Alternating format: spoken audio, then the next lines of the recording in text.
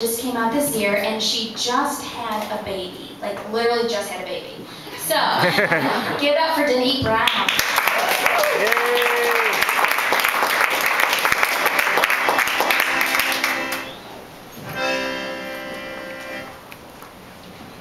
My first time in front of a mic. Okay. All right. So when I was 12, I was really desperate to have sex, especially on Shabbat. And the thing was that my family had moved from Israel to the U.S. and like many Israelis, we were fiercely secular when we lived in Israel and never went to synagogue. But once we got here, my parents were like, "Oh my God, how will she know she's Jewish? How will you know?" So they signed me up for Hebrew school, and of course they still didn't go to synagogue, but every Sunday I went to Hebrew school and listened to the rabbi lecture us about mitzvahs. And and most of the time it was stuff like, light the candles on Shabbat or help poor people. But then one Sunday he told us that having sex was a mitzvah, and that having sex on Shabbat was an extra special mitzvah. And of course I knew very well that my parents never had sex, and so I was like, all right, it's up to me then to pick up the slack. And purely by coincidence, this was right when we were starting sex ed in school. And when you don't know English very well, sex ed can be really, really confusing, which might explain why I got my dad a t-shirt. My dad was a computer programmer, a t-shirt that said hard drive and had an arrow pointing down.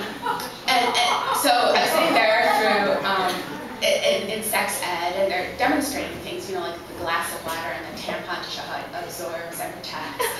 And I'm like, what is this newfangled dishwashing technology? I don't understand.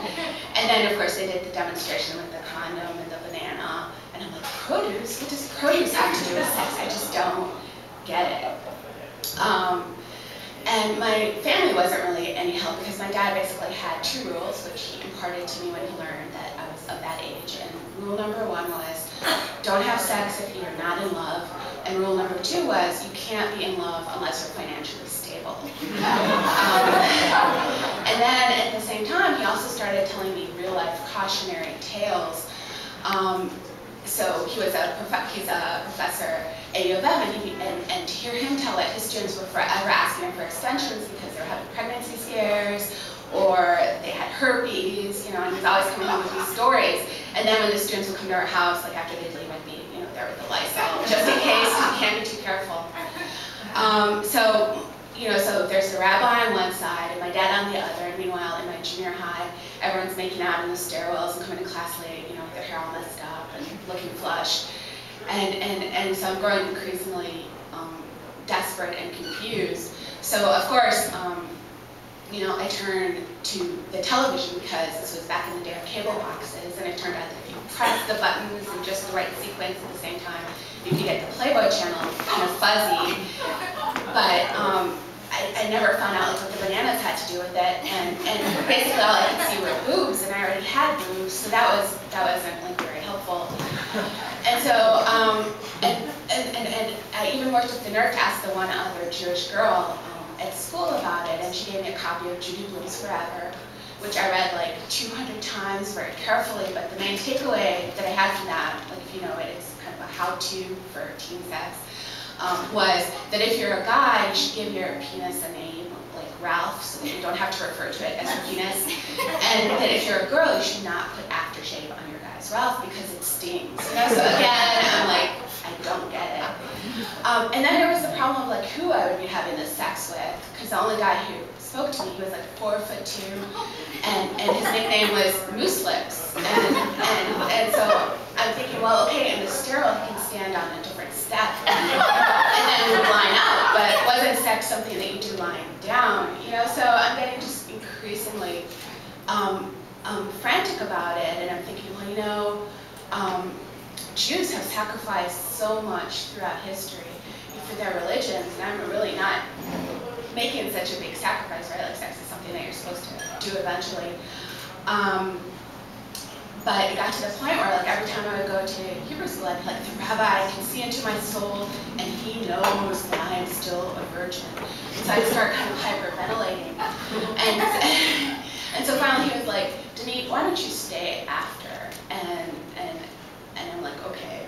So I stay after, and I go into his office, and he's like, Denise, what's going on? And I just start crying, and I'm like, I have sex, I don't know, it's gonna hurt or something. No one tells me what it feels like in the bananas. What about the bananas? And he's like, okay, calm down. Like, first of all, yeah. And I'm like, but it's a mitzvah and I have to do it. And he's like, okay, first of all, it's only a mitzvah if you're married. And then second of all, bananas have nothing to do with it. And third of all, it doesn't hurt. And I'm like, it doesn't hurt? Well, then what does it feel like? Does it tickle? And he's like, come on, there must be something in your vocabulary other than hurt or tickle. And I'm like, no, there really isn't. And he's like, all right. So, and then he did this. He took his hand and put it on my cheek, and he applied some pressure, and he said, Denise, this is what sex feels like. And I was like, oh, okay. And later, of course, I discovered that he wasn't telling, that sex actually doesn't feel anything like that. But I guess, like, what I learned from it is that there's the truth, and then there's the story that, and then there's what you need to hear. And that day, that rabbi knew exactly what I needed to hear. And that's my story. So I guess.